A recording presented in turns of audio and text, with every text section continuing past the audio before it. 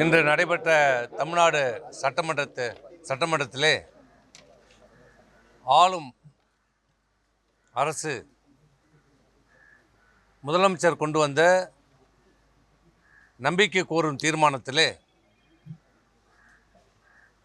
அனைத்து இந்திய அண்ணா திராவிட முன்னேற்ற கழகத்தின் சார்பாக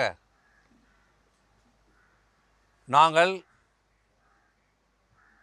25 பெரும்பான்மை சட்டமன்ற உறுப்பினராக கொண்ட அனைத்து இந்திய அண்ணா திராவிட முன்னேற்ற கழகம் இன்றைக்கு ஆளும் தமிழக வெற்றி கழகத்தின் தலைவர் திரு விஜய் தலைமையிலான அரசுக்கு ஆதரவாக இன்றைக்கு வாக்களித்திருக்கிறோம். சில சிறுபான்மை சட்டமன்ற அனைத்து இந்திய அண்ணா திராவிட முன்னேற்ற சிறுபான்மை சட்டமன்ற உறுப்பினர்கள் எதிர்த்து வாக்களித்திருக்கிறார்கள். இது தொடர்பாக முன்னாள் முதலமைச்சர் இன்றைக்கு எடப்பாடி பழனிசாமி அவர்கள் சில பத்திரிகை வாயிலாக சில கருத்துக்களை சொல்லியிருக்கிறார். நான் பொதுச் செயலாளர், அனைத்து இந்திய அண்ணா திராவிட முன்னேற்ற கழகத்தின் பொதுச் செயலாளராக இருக்கிறேன். என்னால் நியமனம் செய்யப்பட்ட பொதுச் செயலாளரால் நியமனம் செய்யப்பட்ட கொறடா உத்தரவை மீறி வாக்களித்திருக்கிறார் என்று சொல்கிறார். இதுவே முற்றிலும் தவறான ஒரு கருத்து. சட்டப்பூர்வமாக சட்ட ரீதியாகவும் முழுமையான தவறான ஒரு கருத்தை இன்றைக்கு பொதுவெளியிலே தெரிவித்திருக்கிறார்.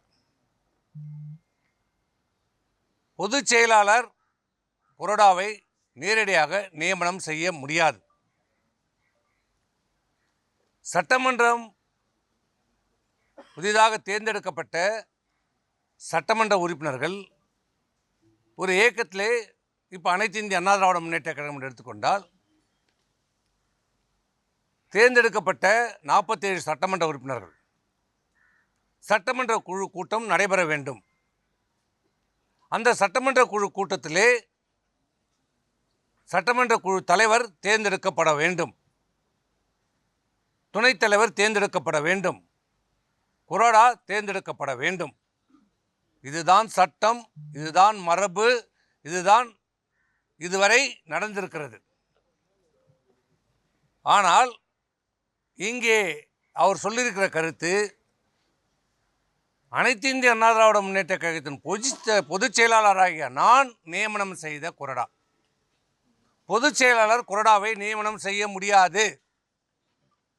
சட்டமன்ற உறுப்பினர்களால் தேர்வு செய்யப்பட்ட சட்டமன்ற தலைவர், சட்டமன்ற உறுப்பினர்களால் தேர்வு செய்யப்பட்ட கொறடா, இவர்தான் ஒரு கட்சியினுடைய கொள்கை முடிவுகளை இந்த சட்டமன்றத்தில் எப்படி செயல்பட வேண்டும் என்பதை சொல்கின்ற போது அந்த தேர்ந்தெடுக்கப்பட்ட கொறடா அனைத்து சட்டமன்ற உறுப்பினர்களுக்கும் உத்தரவுகளை கொடுப்பார். இதுதான் நடைமுறை. எல்லா கட்சியிலையும் அதான் நடைமுறை, சட்டமன்றத்திலையும் அதுதான், நாடாளுமன்றத்திலையும் அதுதான் நடைமுறை. ஆனால் இன்றைக்கு புதிதாக ஒரு விளக்கத்தை அவர் கொடுத்து கொண்டிருக்கிறார். அவருக்கு தெரியாததில்லை, புரியாததில்லை. ஏற்கனவே பணியாற்றியிருக்கிறார். தன்னுடைய பலவீனத்தை, தங்களுக்கு ஆதரவு இல்லை என்பதை மறைப்பதற்காக இப்படி தவறான ஒரு தகவலை இன்றைக்கு சொல்லி இருக்கிறார். இன்னொன்று, நான் சட்டமன்ற உறுப்பினர்களால் தேர்வு செய்யப்பட்டேன் என்று சொல்லியிருக்கிறார். அது முற்றிலும் பொய், தவறு, உண்மைக்கு புறமான செய்தி, அப்பட்டமான பொய், வடிகட்டிய ஜம்மு காலத்தில் வடிகட்டிய பொய். அவர் சொல்கின்ற சட்டமன்ற உறுப்பினருடைய கையெழுத்தை பெற்றதாக சொல்லுகின்ற அந்த 47 பேர் எப்போ, எங்கே, எதற்காக பெற்றார் என்று அவரால் சொல்ல முடியுமா? எப்போது சட்டமன்ற கூட்டம் நடைபெற்றது, எந்த தேதியிலே நடைபெற்றது, எங்கே நடைபெற்றது, தீர்மானம் நிறைவேற்றினார்களா? அந்த தீர்மானம் இப்போ 47 பேர் ஒரு சட்டமன்ற உறுப்பினர்கள் கையெழுத்து போட்டு கொடுத்ததாக சொல்கிறார்கள். அப்படி என்றால் அந்த தீர்மானம் நோட்டிலே அந்த தேதியிலே எந்த தேதியிலே நடைபெற்றது, என்ன அஜெண்டா வைக்கப்பட்டது, என்ன தீர்மானம் நிறைவேற்றப்பட்டது, அந்த தீர்மான புக்கிலே இந்த 47 சட்டமன்ற உறுப்பினர்களும் கையொப்பம் இட்டிருக்கிறார்களா என்பதை அவருக்கு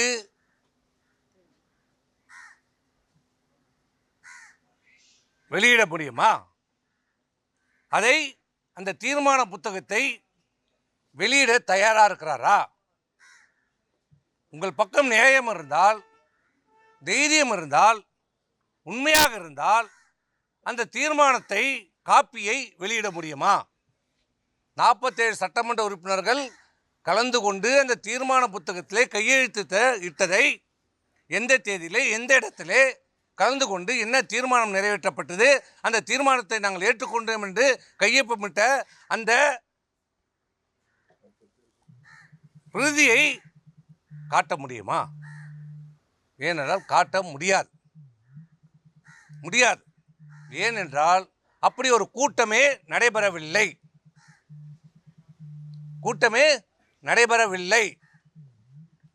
ஒரு போட்டோவை காட்டுவார், நாங்கள்லாம் அமர்ந்திருக்கிற மாதிரி. அது கூட்டமில்லை. அதுதான் நாங்கள் கடைசியாக அவரை சந்தித்து பேசிய போது அவர் சொன்ன கருத்து, எங்களுக்குள் ஏற்பட்ட வாக்குவாதம், அப்போ எடுக்கப்பட்ட படம். சரி, படத்தை காட்டட்டும், ஆனால் நோட்டை காட்ட முடியுமா, கையொப்பத்தை காட்ட முடியுமா? அப்போ நீங்கள் கேட்கலாம், இந்த 47 பேர் எங்கே கையொப்பம் பெற்றார்கள் என்று. அது வேறு நோக்கத்திற்காக வேறு இடத்திலே அனைத்து சட்டமன்ற உறுப்பினர்களும் பாண்டிச்சேரியிலே தங்க வைக்கப்பட்டிருந்த போது, உங்களுக்கு எல்லோருக்கும் தெரியும், அன்றைக்கு முன்னாள் முதலமைச்சர் அவர்கள் பாண்டிச்சேரிக்கு சென்றார். இரவு நேரத்தில் சென்றார், வேகமாக சென்றார், யாரையும் அழைக்காமல் சென்றார். போய் கையெழுத்தை பெற்றார், தனித்தனியாக பெற்றார். அன்றைக்கு அந்த பாண்டிச்சேரியிலே நடைபெற்ற அந்த விடுதியிலே என்ன பேசினார், என்ன சொன்னார் தெரியுமா? அதை சொல்ல அவர் தயாராக இருக்கிறாரா? என்ன சொன்னார்? கையெழுத்தை பெறுவதற்கு என்ன சொல்லி கையெழுத்தை பெற்றார்? நான் மேலே பேசிவிட்டேன், மேலே சம்மதம் சொல்லிவிட்டார்கள், நாம் ஆட்சி அமைக்கிறோம், நான் முதலமைச்சராக ஆகப் போகிறேன், திமுக நமக்கு வெளியிலிருந்து ஆதரவு தருகிறது, திமுக ஆதரவோடு அனைத்து இந்திய அண்ணா திராவிட முன்னேற்றக் கழகம் எடப்பாடி பழனிசாமியாக நான் என் தலைமையிலே ஆட்சி அமையப் போகிறது, நீங்களெல்லாம் அமைச்சராகலாம் என்று ஆசை வார்த்தைகளை கூறினார் என்று அன்றைக்கே சொன்னார். சொன்னாரா இல்லையா? அத்தனை சட்டமன்ற உறுப்பினர்கள் கேட்டிருக்கலாம். பிஜேபி எம்எல்ஏயும் நம்முடைய கட்சியில் இணைந்து கொள்வார் என்று சொன்னார். ஆனால் சட்டமன்ற கூட்டம் எங்கேயுமே எப்போதும் நடைபெறவில்லை. நடந்தது ஒரே சட்டமன்ற கூட்டம், நடந்தது, உறுப்பினருடைய கூட்டம் நடைபெற்றது. 8ஆம் தேதி எங்களுடைய தலைமையில் அனைத்து இந்திய அண்ணா திராவிட முன்னேற்ற கழகத்தில் சட்டமன்ற கூட்டம் நடைபெற்று பெரும்பான்மையான சட்டமன்ற உறுப்பினர்கள் திரு வேலுமணி அவர்களை சட்டமன்ற தலைவராகவும் திரு விஜயபாஸ்கரை கொறடாவாகவும் தேர்வு செய்யப்பட்டு 8ஆம் தேதி கூட்டம் நடைபெற்றது. தீர்மானம் நிறைவேற்றிருக்கிறோம், கையொப்பம் பெற்றிருக்கிறோம். அதை நாங்கள் சபாநாயகரிடம் கொடுத்திருக்கிறோம். பெரும்பான்மையான சட்டமன்ற உறுப்பினர்களால் தேர்வு செய்யப்பட்ட சட்டமன்ற தலைவர், பெரும்பான்மை சட்டமன்ற உறுப்பினரால் தேர்வு செய்யப்பட்ட கொறடா சட்டமன்ற உறுப்பினர் நல்லா புரிஞ்சுக்கங்க, சட்டமன்ற உறுப்பினர்களால் தேர்வு செய்யப்பட்ட கொறடா, பொதுச் செயலாளர் நியமிக்கப்பட்ட கொறடா இல்லை. இன்றைக்கு சொல்கிறார் அவருடைய பேட்டியிலே political party and legislature party, அது அவர் சொல்லலை, லெஜிஸ்லேச்சர் பார்ட்டின்னு சொல்லலை. இருக்கிறது பொலிட்டிக்கல் பார்ட்டி வேற, லெஜிஸ்லேச்சர் பார்ட்டி வேற. சட்டமன்றத்தினுடைய நிர்வாகத்திலே அரசியலினுடைய கட்சியினுடைய உத்தரவுகள் செல்லாது. சட்டமன்ற உறுப்பினர்களால் தேர்வு செய்யப்பட்ட நிர்வாகிகள் தான் அதை நிர்வகிக்கணும். ஆனால் ஒரு கட்சியினுடைய கொள்கைகளை அமல்படுத்துகின்ற போது அந்த கட்சியினுடைய தலைவர் சொல்கின்றதை அந்த கொறடா மூலமாக உத்தரவுகளை கொடுப்பார். ஆனால் தேர்ந்தெடுக்கப்பட்ட கொறடா, பொதுச் செயலாளரால் நியமிக்கப்பட்ட கொறடா இல்லை. இதை முதலில் தெளிவுபடுத்துகிறேன். முதல்ல அவர் கொடுத்திருக்கிற கடிதம் போலி கடிதம், செல்லாத கடிதம், செல்லாத நோட்டு. அவர் 47 பேர் என்னை ஆதரிக்கிறார்கள் என்று சொல்லி ஒரு கடிதத்தை சபாநாயகரிடம் கொடுத்திருக்கிறார். நாங்கள் எங்களை ஆதரிக்கிறார்கள் என்று சொல்லி 27 சட்டமன்ற உறுப்பினர் கையொப்பங்களை பெற்று நாங்கள் கொடுத்தோம். புதிதாக தேர்வு செய்யப்படுகிற சட்டமன்றத்திலே அந்த கட்சியினுடைய உறுப்பினர் ஒரு கட்சியினுடைய உறுப்பினராக தேர்வு செய்யப்பட்டு சபாநாயகரிடம் கொடுத்த பிறகு சபாநாயகர் அது அங்கீகரிக்கப்பட வேண்டும். இப்போ திமுகவில் கொடுத்துருக்குறாங்க, எதிர்கட்சி தலைவர் மாண்புமிகு உதயநிதி ஸ்டாலினை தேர்ந்தெடுத்திருக்கிறாங்க, அவர் அங்கீகரிச்சிருக்கிறார். அதேமாரி காங்கிரஸில் தேர்ந்தெடுத்திருக்கிறாங்க, விடுதலை சிறுத்தையில் தேர்ந்தெடுத்திருக்கிறாங்க. ஒவ்வொரு கட்சியிலையும் தேர்ந்தெடுக்கப்பட்ட நிர்வாகிகள் பட்டியலை கொடுத்திருக்கிறார்கள், அங்கீகரிக்கப்பட்டிருக்கிறது. இன்றைக்கு திமுக, காங்கிரஸ், விடுதலை சிறுத்தை, கம்யூனிஸ்ட் எல்லாரும் கடிதமும் இன்னைக்கு அங்கீகரிக்கப்பட்டிருக்கிறது. பாட்டாளி மக்கள் கட்சி ஒன்றை தவிர, அண்ணா திமுக, அனைத்து இந்திய அண்ணா திராவிட முன்னேற்ற கழகத்தை தவிர இன்று வரை, இந்த நிமிடம் வரை அங்கே நிர்வாகிகள் பட்டியல் அங்கீகரிக்கப்படவில்லை. என்ன காரணம்?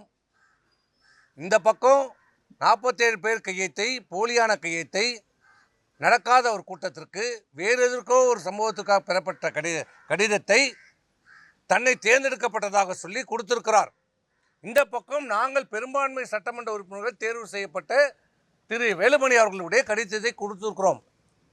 2 கடிதமும் இப்போ சபாநாயகனுடைய, அன்றைக்கு இடைக்கால சபாநாயகர் இருந்தார், நேற்று தான் சபாநாயகர் தேர்வு நடந்திருக்கிறது. இப்போ அந்த கடிதம் அங்கே இருக்கிறது. இப்படி போலியான ஒரு கடிதம் கொடுத்திருக்கிறார் என்று தெரிந்தவுடனே அடுத்த அரை மணி நேரத்திலே அதற்கு ஆட்சேபனை கடிதத்தை நாங்கள் கொடுத்து விட்டோம். சபாநாயகர் இப்போ அன்றைக்கு இடைக்கால சபாநாயகருக்கு உடனடியாக சபாநாயகர் அலுவலகத்துக்கும் சபாநாயகருக்கும் நாங்கள் ஆட்சேபனை கொடுத்திருக்கிறோம். என்னவென்று, அவர்கள் கொடுத்திருக்கிற கடிதம் போலியான கடிதம், அவர் சொல்லியிருக்கிற கூட்டம் நடைபெறவில்லை, அதில் போட்டிருக்கிற கையெழுத்து உண்மை இல்லை, அங்கேயும் கையெழுத்து போட்டிருக்கிறார்கள், எங்களதிலையும் கையெழுத்து போட்டிருக்க, இரட்டை டபுள் என்ட்ரி இருக்கிறது. இதை நீங்கள் முழுமையாக விசாரணை செய்யப்பட வேண்டும், ஆய்வு செய்யப்பட வேண்டும், நடவடிக்கை எடுக்க வேண்டும் என்று சொல்லியிருக்கிறோம். இப்போ அதன் அடிப்படையிலே 2 கடிதத்தின் மீதும் இதுவரை நடவடிக்கை இல்லை, யாரையும் அங்கீகரிக்கவில்லை. அனைத்து இந்திய அண்ணா திராவிட முன்னேற்ற கழகத்தின் சார்பாக யாரும், இந்த பக்கம் எடப்பாடி பழனிசாமியும் அங்கீகரிக்கப்படவில்லை, இந்த பக்கம் வேலுமணி அவர்கள் 2 பேர்களும் இன்னும் சட்டமன்ற சபாநாயகராலே அறிவிக்கப்படவில்லை, கொறடா அங்கீகரிக்கப்படவில்லை, கொறடா அங்கீகரிக்கப்படவில்லை. அப்போ அங்கீகரிக்கப்படாத போது அங்கீகரிக்கப்படாத ஒரு கொறடா உத்தரவு எப்படி சொல்லும்? செல்லாது. ஒன்று. இப்போ சபாநாயகர் அவர்கள் தான் இதை விசாரணை செய்து எது உண்மை எது பொய் என்பதை ஆராய்ந்து எங்களுக்கு 2 தரப்புக்கும் வாய்ப்பை கொடுத்து 2 தரப்பில் இருக்கிற சட்டமன்ற உறுப்பினரையும் கூட்டு ஆராய்ந்து விசாரணை செய்து இறுதி முடிவெடுத்து யாருக்கு பெரும்பான்மை சட்டமன்ற உறுப்பினராக இருக்கும் என்பதை முடிவு செய்ய வேண்டிய அதிகாரம் இன்றைக்கு சபாநாயகரிடத்தில் இருக்கிறது. இப்போ அவர் இடத்துல தான் இருக்குது. இப்போ முடிவு அவர் தான் சொல்லணும். யாருக்கு பெரும்பான்மை சட்டமன்ற உறுப்பினர் இருக்கிறார்களோ அவர் தான் அங்கீகரிக்கப்படுவார். இதுதான் சட்டம், இதுதான் நீதி. அதான் இது எல்லாம் மூடி மறைத்து விட்டு எதுவுமே நடக்காதது போல, எதுவுமே தனக்கு தெரியாதது போல இன்றைக்கு அவர் பேட்டி அளித்திருக்கிறார். இப்போ இன்றைக்கு பத்திரிகைகளை சொல்லியிருக்கிறார். நாங்கள் இப்போ இருக்கிற உண்மையை பட்டவர்த்தனமாக சொல்லி இதான் நிலைமை. இப்போ நான் எங்கள் பக்கமாக அங்கீகரிச்சுட்டா நாங்கள் ஒன்றும் எங்களுக்கு சொல்லலை, எங்கள் கொறடாக்கு அதிகாரம்னு நான் சொல்லலை. இப்போ ரெண்டு பக்கமே அங்கீகரிக்கப்படாமல் இருக்கிறது. தலைவரும் இல்லை, கொறடாவும் இல்லை. அங்கீகரித்தாதான் அதுக்கு பதவி வரும், அதுக்கு உயிர் வரும். இதுதான் நிலைமை. இதையெல்லாம் மறைத்து விட்டு இன்றைக்கு சட்டமன்ற உறுப்பினர்களை மிரட்டுவதற்காக, அச்சமூட்டுவதற்காக, தன் பக்கம் அவர்களை எப்படியாவது இழுக்க வேண்டும் என்பதற்காக இப்படி எங்களை அச்சுறுத்த பார்க்கிறார், மிரட்ட பார்க்கிறார். இதுதான் நிலைமை. இன்னொன்று சொல்லுகிறார், ஏதோ அனைத்து இந்திய அண்ணா திராவிட முன்னேற்றத்தில் இருக்கிற சில முன்னாள் அமைச்சர்கள் பதவி ஆசைக்காக இன்றைக்கு ஆளும் கட்சியோடு ஆதரவாக வாக்களித்திருக்கிறார் என்று. யாருக்கு பதவி ஆசை, யாருக்கு என்பதை அவர் மனசாட்சியை தொட்டு சொல்ல வேண்டும். நான் சொல்கிறேன், உங்களுக்கும் புள்ள இருக்குது, எனக்கும் புள்ள இருக்கிறான், கேட்டுக்கோ. முன்னாள் முதலமைச்சர் அவர்களே, உங்களுக்கு ஒரே புள்ள, எனக்கு ஒரு பையன் ஒரு பொண்ணு. இந்த இடத்துல இப்போ சொல்கிறேன், உங்களுக்கு தைரியம் இருந்தால் வாங்க, என் பிள்ளையை கொண்டாந்து நிறுத்துறேன், உன் பிள்ளையை கொண்டாந்து நிறுத்தா, என் பிள்ளை மேலே தலை மேலே சத்தியம் அடித்து சொல்கிறேன். நீங்கள் சொன்னது என்ன என்ன என்ன என்ன சொன்னீங்க? திமுகவோடு உங்களுக்கு உறவும் இல்லை எதுமா? என்ன சொன்னீங்க? 4ஆம் தேதி தேர்தல் முடிந்து வெற்றி பெற்ற சான்றிதழ் வாங்குறோம். நான் 6:30 மணிக்கு வாங்குறேன். வாங்கிட்டு உடனே வீட்டில் கொடுத்துட்டு சென்னைக்கு கிளம்பிட்டேன். வந்து கொண்டே இருக்கிறேன். ஒரு 7:30 மணி இருக்கும் நான் செங்கல்பேட்டை தாண்டும் போது. யார் என்று பேரெல்லாம் கேட்காதீங்க, அதெல்லாம் கேட்காதீங்க, சொல்ல மாட்டேன். திமுகவில் இருந்து 2 முன்னாள் அமைச்சர்கள் எங்கள் லைனுக்கு வர்றாரு. என்னடா இவங்களுக்கு சம்மந்தமே இல்லையே, நம்ம கூட வராங்க. முதல்ல நம்பர் தெரியாமல் எடுத்துட்டேன். நான் தான் பேசுகிறேன். என்ன பார்த்து நல்ல பதவியை வாங்கிக்கணுவாங்க. நம்ம தோத்துட்டோம், என்ன நல்ல அமைச்சர், என்ன வாங்கினா என்னமோ பேசுகிறாரு, ஒன்றும் புரியல விட்டேன். அப்புறம் இன்னொரு அமைச்சர் வராரு. இல்லை என்னன்னா, நான் 5 வருஷமாக கண்டுக்கல, இப்போ தான் ஃபோன் பண்ணிக்கலன்னு கேட்டேன். இல்லை எல்லாம் நல்லபடியாக போகுது, எல்லாம் நல்லா பார்த்துங்க, நல்லா அமைச்சர் என்னமோ சொல்கிறாங்க, எனக்கு ஒன்றும் புரியல. நாங்கள் தோல்வி இதில் அந்த சங்கடத்தில் விட்டுட்டோம். நைட்டு வந்துட்டோம். காலையில் தான் என்னுடைய விஷயமே எங்களுக்கு புரியுது. காலையில் எங்களுக்கு செய்தி வருது, பொதுச்செயலாளர்லேருந்து என்னன்னு பேசுகிறாரு, நம்ம ஆட்சி அமைக்கிறோம். என்ன சொல்கிறீங்க? திமுக நமக்கு ஆதரவு தருகிறது, வெளியிலேருந்து ஆதரவு தருகிறார்கள். நான் டெல்லியில் பேசிட்டேன், எல்லாம் முடிஞ்சிருச்சு. திமுக ஆட்சியில் பங்கெடுக்கலை, அவங்க வெளியிலேருந்து நமக்கு ஆதரவு தருகிறாங்க.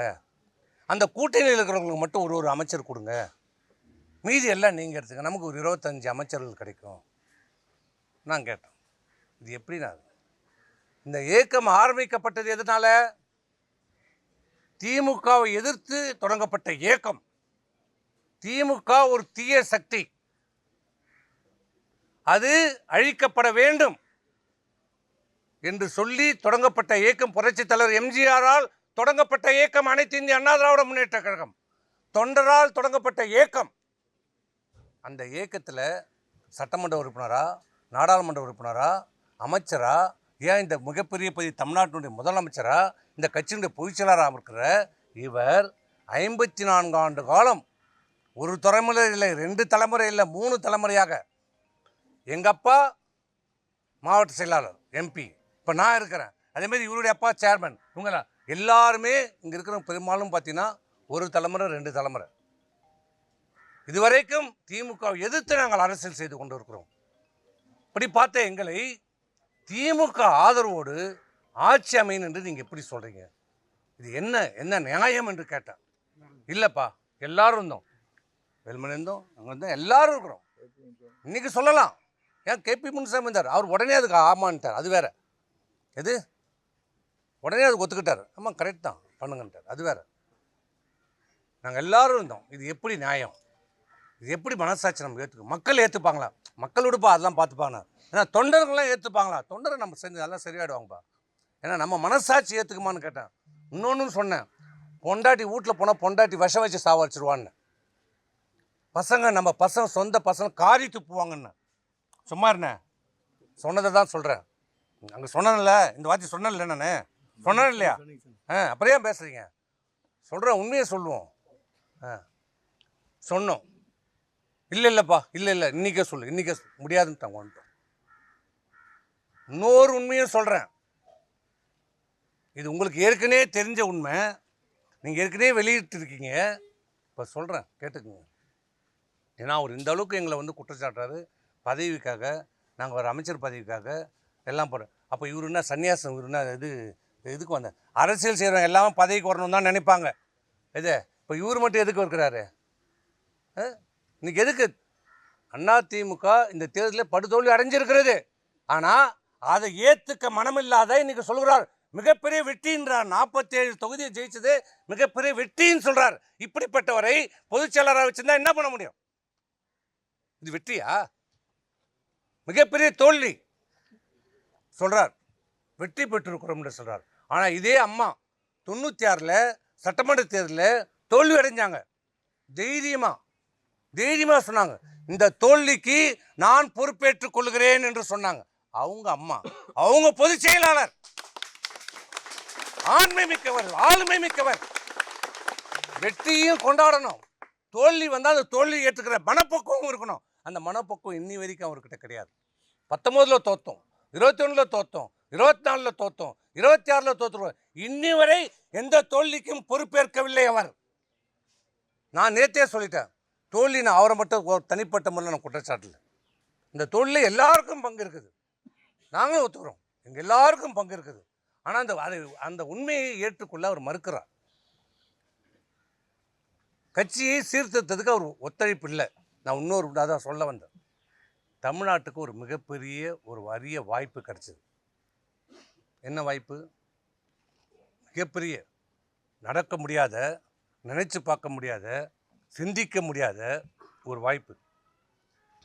சமுதாயத்திலேயே மிகவும் மிக மிக பின்தங்கி இருக்கிற தாழ்த்தப்பட்ட சமுதாயத்தை சேர்ந்த ஒருவருக்கு முதலமைச்சர் பதவி வாய்ப்பு வந்தது. திமுகவோட ஆதரவோடு ஆட்சி அமைக்கின்ற போது கம்யூனிஸ்டுகள் நேரடியாக டக்குன்னு என்று அவருக்கு ஆதரவு கொடுத்த உடனே திரு திருமாவளவன் அவர்களை முதலமைச்சராக ஆக்குகிறோம் என்று திமுகவால் முன்மொழியப்பட்டது. அவர் மட்டும் முதலமைச்சர், மீதி அனைத்து அமைச்சர் பதவியிலும் அண்ணா திமுக எடுத்துக்கொள்ள வேண்டும். 33 அமைச்சர்கள் நீங்கள் எடுத்துக்கங்க, திருமாவளவன் மட்டும் முதலமைச்சர் என்ற ஒரு வாய்ப்பு வந்தது. அது எங்களிடம், அதுதான் கடைசியாக அந்த கூட்டம் நான் ஃபோட்டோ காட்டினாரே, அதுதான் நாங்கள் போனது. அப்போ சொன்னோம், சரி திமுகவோட நம்மளால் முடியாது, அவர் திருமாவளவன் ஒரு வாய்ப்பு வந்திருக்கிறது, சரி பண்ணிக்கலாமா சொல்லுங்கள், அது என்னான்னு சொல்லுங்கள். முடியாது, ஏற்றுக்கொள்ள முடியாது. அது எப்படி விடுதலை சிறுத்தைகள் கட்சின்னு ஆட்சின்னு தான் வரும்? முடியாது. நான் இருந்தால் நான் முதலமைச்சர், இல்லை என்றால் நம்ம எதிர்கட்சியாக செயல்படுவோம். இந்த சேம் வேர்டு யூஸ்ட். நான் இருந்தால் முதலமைச்சர் நான், இல்லை என்றால் எதிர்கட்சியாக செயல்படுவோம் என்று சொன்னார். அப்போ சரி இதுவும் வேண்டாமா கேட்டேன். அண்ணா திமுக தொடங்கப்பட்டதனுடைய நோக்கம் என்ன? திமுக அழிக்கப்பட வேண்டும், ஒழிக்கப்பட வேண்டும், தீய சக்தி. அதனால் இந்த டிவிகே தமிழக வெற்றி கழகத்தினுடைய நோக்கம் என்ன? திமுக ஒரு தீய சக்தி. நம்ம 2 பேருடைய நோக்கமும், அண்ணா திமுகவும் தமிழக வெற்றி கழகம் நோக்கமும் திமுக அழிக்கப்பட வேண்டும். நீங்கள் திமுகவோட போகிற மனநிலையில் வந்துட்டீங்க. அப்போ அதை நீங்கள் பரிசீலனை செய்யும் போது ஏன் நம்ம அனைத்து இந்திய அண்ணா திராவிட முன்னேற்ற கழகம் மாண்புமிகு முதலமைச்சர் திரு விஜய் தலைமையிலான அந்த ஆட்சிக்கு ஆதரவு கொடுக்கக்கூடாது என்று கேட்டோம். இதில் தான் எங்களுக்கும் அவருக்கும் கருத்து வேறுபாடு வந்தது. அவர் எந்த எதுக்கும் ஒத்துக்கொள்ளவில்லை என்றதால் தான் நாங்கள் வந்துவிட்டோம். இதுதான் நடந்த உண்மை. என்ன இதுதான் நடந்த உண்மை. இதில் எந்த விதமான ஒளிவு மறைவே கிடையாது. எங்கள் மனசகத்தை உண்மையை இன்றைக்கி எல்லாத்தையும் சொல்லிட்டோம். எந்த காலத்துலேயும் இன்றைக்கி சொல்கிறார், நான் கையெழுத்து போட்டு தானே இவர்கள் எம்எல்ஏ ஆனார்கள். ஏற்பம் உண்மைதான். பொதுச் செயலாளர் கையெழுத்து போட்டு தான் ஆகணும். அந்த பொதுச் செயலாளர் உருவாக்குறது யாரு? இந்த தொண்டர்கள். இவரா சுயமா வந்துட்டாரா பொதுச் செயலாளரா? யார் உருவாக்குறது? இந்த உலகத்துக்கே தெரியும், இந்த ஊருக்கே தெரியும், இந்த தமிழ்நாட்டில் இருக்கிற அனைத்து தொண்டர்களுக்கும் தெரியும், மக்களுக்கு தெரியும் யார் உருவாக்குனது. அவ்வளோதான். இதுக்கு மேலே நாங்கள் எதுவும் சொல்ல விரும்பலை. அனைத்து இந்திய அண்ணா திராவிட முன்னேற்ற கழகம் எங்களுடைய தலைமையிலான அனைத்து இந்திய அண்ணா தலைமையிலான நாங்கள் இன்றைக்கு சட்டமன்றத்தில் பெரும்பான்மை உறுப்பினர் இன்றைக்கு ஆதரித்து வாக்களித்திருக்கிறோம். ஒரே நோக்கம், ஒரே எண்ணம். என்ன காரணம் என்றால், எங்களுடைய நோக்கமும் ஆளும் டிவிகேவுடைய நோக்கம் ஒன்று தான். திமுக அப்புறப்படுத்த வேண்டும், திமுக அகற்றப்பட வேண்டும். இதே ஒரே நோக்கம், ஒரே காரணத்திற்காக தான் இன்னைக்கு அனைத்து இந்திய அண்ணா திராவிட முன்னேற்ற கழகம் டிவிகே இந்த ஆட்சிக்கு ஆதரவு அளித்திருக்கிறோம். இதுதான் ஒவ்வொரு அடிமட்ட தொண்டனுடைய உயிர் நாடி. அவன் ரத்த நரம்பு எல்லாம் திமுக எதிர்ப்பிலே வாழ்ந்தது. அதுதான் எங்களுக்கு. இதை தவிர்த்து வேறு எந்த நோக்கமும் இல்லை, வேறு எந்த இதுவும் கிடையாது. ஆகவே இன்றைக்கு தவறான செய்திகளை இப்பயும் சொல்கிறோம். எந்த நிலையிலும் எந்த சூழ்நிலையும் எங்கள் உயிர் மூச்சு இருக்கிற வரை அனைத்து இந்திய அண்ணா திராவிட முன்னேற்ற கழகம்தான் எங்களுடைய. இதில் எந்த விதமான காம்ப்ரமைஸ்க்கு எங்களுக்கு இடம் கிடையாது. அனைத்து இந்திய அண்ணா திராவிடம் இன்றைக்கி அவரும் சொல்லிட்டார், நாங்களும் சொல்லிட்டோம். அவர் பொதுச் செயலாளராக இருக்கிறார். இன்று வரைக்கும் அவர் தான் எங்களுக்கு பொதுச் செயலாளர். அதில் எந்த மாற்று கருத்தும் இல்லை. பொதுச் செயலாளர் இன்றைக்கி சட்டமன்றத்திலே சொல்லியிருக்கிறார், அனைத்து இந்தியாவில் எந்த பிளவும் இல்லை என்று சொல்லியிருக்கிறார். நாங்களும் சொல்கிறோம். நாங்களும் அண்ணா திமுக திராவிடத்தில் பெரும்பான்மை சட்டமன்ற உறுப்பினர்கள் தான் வாக்களிச்சிருக்கிறோம்.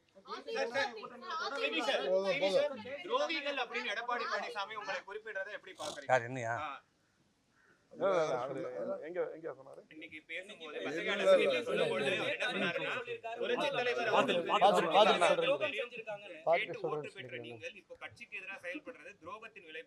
சரி, இல்ல இது துரோகம்னா ரைட். இதை ஒரு துரோகம் சொல்றாருன்னா, திமுக போனோம்னு சொன்னாரு, அப்புறம் அது எது? அதுக்கு நீங்களே பதில் சொல்லிக்கணும்.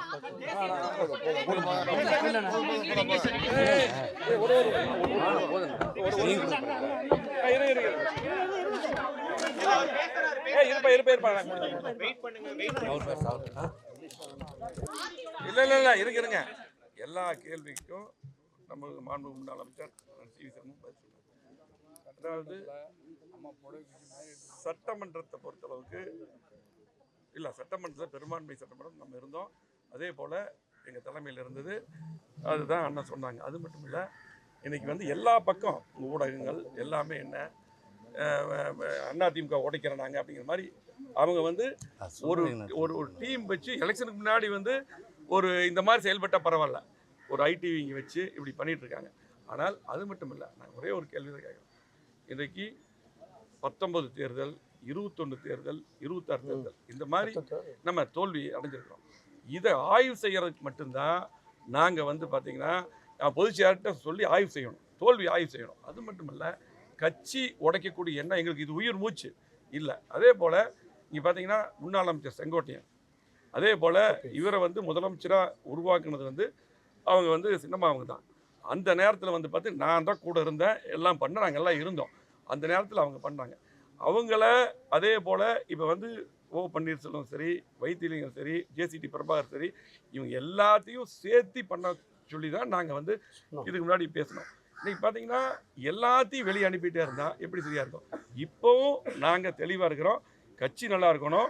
இப்போ அவர் சொல்லிட்டார், பேசும்போது அவரும் சொன்னார், நாங்களும் சொல்கிறோம். பொதுச் செயலாளர் அவர் தான், மாற்று கருத்தில். இப்போவாது பார்த்தீங்கன்னா இப்போது நம்முடைய சின்னம்மா அவர்களையும் அண்ணன் டிடி தினகரன் அவர்களும் வெளியே போனவங்க எல்லாத்தையுமே ஒன்று சேர்த்து ஃபஸ்ட்டு கட்சி இணையுங்க. இப்போ இருக்கிறவங்கள பூரா குறை சொல்லி யாரை வெளியே அனுப்பாதீங்க. அதாவது ஒரு அம்மா இடத்துல, தலைவர் இடத்துல நீங்கள் இருக்கீங்க. இப்போ வந்து நீங்க சொன்னது என்ன பண்ணது, திமுக எதிர்த்து தான் நம்ம கட்சி.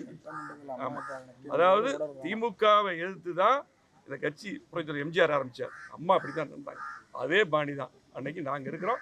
அதே போல தயவு செஞ்சு இனியாவது வந்து வேற மாதிரி சிந்திக்காம, இருக்கிறவங்க பூரா வெளியே அனுப்பாம எல்லாத்தையும் அரவணைச்சு இந்த கட்சி பலப்படுத்தணும். இதுதான் எங்களுடைய நோக்கம். அதை வந்து தயவு செஞ்சு அவர் செய்யணும். அவ்வளவுதான். இன்னும் குறை சொல்லிட்டே இருக்கக்கூடாது. நன்றி.